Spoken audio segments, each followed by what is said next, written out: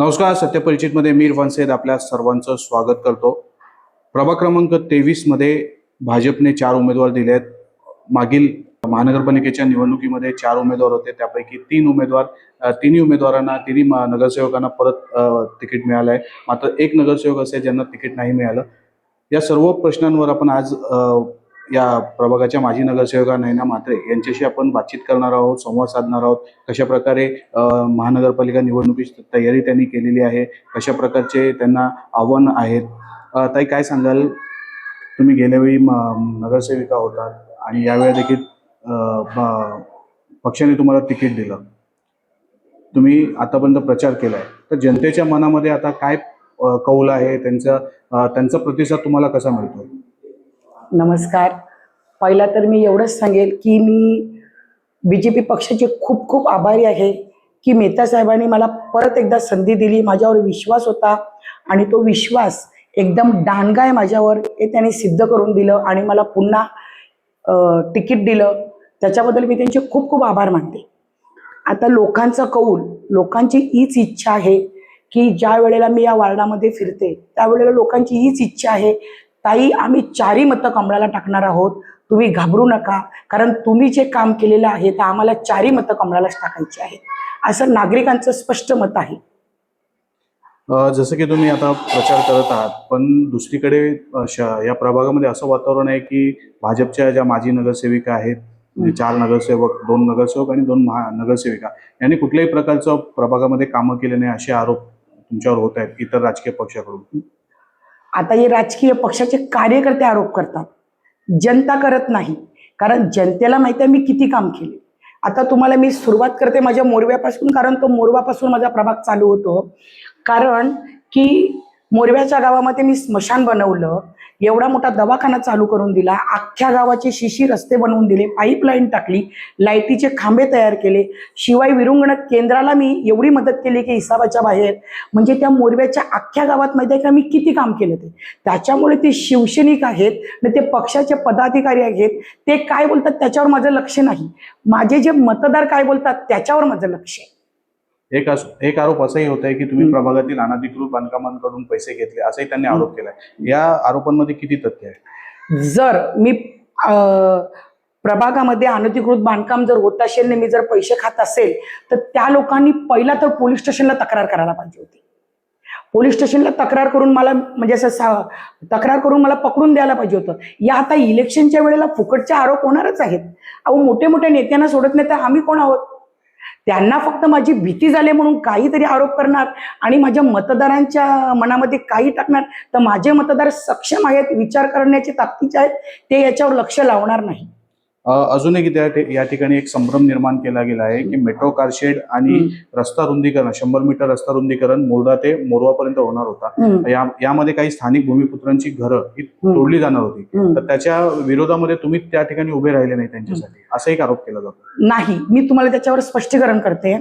कारण हा रस्ता ज्या वेळेला गिल्बर्ट मेंडोन्सा असताना त्यावेळेला त्या लोकांनी हा रस्ता बरोबर 60 फूट केलेला, 60 मीटर म्हणजे 100 फूट झाला हा रस्ता.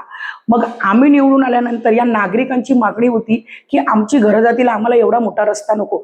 मग हा ठराव आम्ही नगरसेवक असताना सभागृहामध्ये ठराव मांडला आणि ठराव मांडून तो आम्ही 18 मीटर केला. 18 मीटर म्हणजे 60 फूट आम्ही रस्ता केला, 30 फूट रस्ता केला.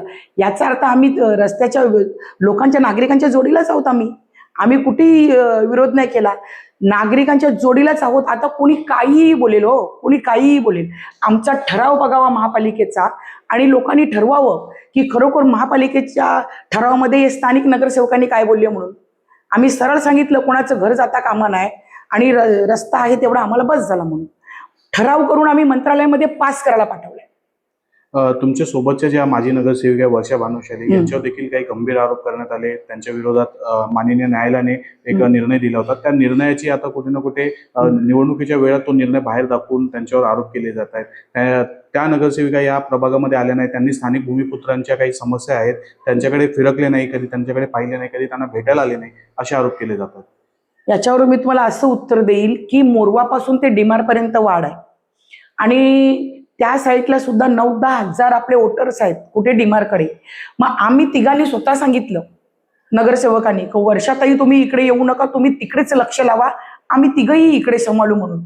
त्याच्यामुळे आम्ही वाढ वाटून घेतली की तुम्ही तिकडे सांभाळा, आम्ही इकडे सांभाळतो. कामं तर सगळ्यांचीच झाली पाहिजेत ना हो, तिकडे पण झाली पाहिजे, आपल्याकडे पण झाली पाहिजे. मग आम्ही जर नगरसेवकांनी जर वाटून घेतले कामासाठी तर चुकलं कुठे? गेल्या 5 वर्षामध्ये तुम्ही नगरसेवक होता, त्यानंतर 3 वर्ष महानगरपालिकेच्या निवडणुका झाल्या नाही. त्या 3 वर्षामध्ये लोकांची कामं जी होती, जी मूलभूत सोयी सुविधा होती, त्या कोणी पूर्ण केल्या? महापालिकेने लक्ष दिलं की तुम्ही माजी नगरसेवकातून त्यांच्याकडे लक्ष दिलं? तुम्हाला मी एकच सांगेल की महापालिका डायरेक्ट कुठेही काम करायला जात नाही, कोणाच्याही तरी माध्यमातूनच ते काम होतं. आणि 5 वर्ष आमची नगरसेवकांची गेली, 3 वर्ष आमची अशी गेली, एकही काम मी माझ्या प्रभागामध्ये असं बाकी नाही ठेवलं. मग ते मुलांचे जन्मदाखले असू दे, पाण्याचं कनेक्शन असू दे, कोणाच्या घराचा टॅक्स असू दे, कोणाच्या मुलांना कामाला लावायचं असू दे, कितीही कामं असू दे ती आम्ही पूर्ण करून दिलेली आहेत. आणि कुणी आता काही बोलू दे, आम्ही जनतेवर आमचा विश्वास आहे आणि जनतेचा आमच्यावर विश्वास आहे, तिथेच सगळं संपलं. आता येणाऱ्या 16 जानेवारीला या निवडणुकीचा निकाल आहे. त्या निकालानंतर जर तुम्हाला परत संधी मिळाली, परत तुम्ही जर नगरसेविका झालात, तर या प्रभागासाठी अशी कोणती कामं करणार आहात जी पाचच्या वेळी तुमच्याकडून राहून गेली किंवा राहिलेली कामं आहेत, अशी कोणती कामं आहेत ती तुम्ही करणार आहात? माझ्या हातामध्ये असं मोठं काम आहे की राई मोरवा मुर्दा ते उत्तनपर्यंत मी आपल्या महापालिकेला एक 7-12 उतारा दिलेला की मला यासाठी एक महिलांसाठी मोठं हॉस्पिटल रेडी करून द्या म्हणून, डिलिव्हरीसाठी 30 खाटांचं 4 माळ्यांचं हॉस्पिटल. आणि ते मेहता साहेबांनी मला असं सांगितलं, नाही ना ताई, आपलं इलेक्शन संपलं, मंजूर आहे ते हॉस्पिटल, इलेक्शन संपलं की लगेच त्याचं भूमिपूजन करायचं आहे. एवढं मोठं हॉस्पिटल मी महिलांसाठी लवकरात लवकर ते तयार करणार आहे. एक शेवटचा प्रश्न, मुर्दा ते मोरव्यापर्यंत जो 100 मीटर रस्ता आहे, त्याच्यावर दरवेळी इतर राजकीय पक्ष दावे करतात की आमच्यामुळे झालेला आहे. नेमकं याचं काय याच्या पाठी समीकरण आहे? अहो, सत्ता आमची मीरा भाईंदरला, सत्ताधारी आम्ही ठराव मंजूर केला की आम्हाला छोटा रस्ता पाहिजे म्हणून. गिलबटच्या राज्यामध्ये तो 100 फूट होता, तो कमी आम्हीच केला, ठराव मांडून आम्हीच दिला मंत्रालयामध्ये पास करायला. इतर राजकीय पक्षवाले काही बोलतील, ठराव महापालिकेमध्ये आमचा येतो, कुणी काही बोलावं, तोंड दिले म्हणून बोलतात. आता विरोधकांना काय संदेश द्याल आणि जनतेसाठी काय संदेश असेल? मी विरोधकांना संदेश देणार नाही. मी फक्त माझ्या मतदारांना सांगेल की तुम्ही खरोखर, म्हणजे बुद्धी आहे, देवाने तुम्हाला बुद्धी दिले, तुम्ही माझ्या कामाकडे बघा, दुसरं काही बघू नका. जितकं तुमचं माझ्यावर प्रेम आहे तेच प्रेम माझ्या 3 उमेदवारावर तुमचं आलं पाहिजे आणि 4ही मतं ही कमलाला आली पाहिजे. नक्कीच. या होत्या नैना म्हात्रे, यांच्याशी आपण पूर्ण बातचीत केलेली आहे. जे काही प्रभागामध्ये जे काही प्रश्न आहेत त्यांच्यावर त्यांनी भाष्य केलेलं आहे.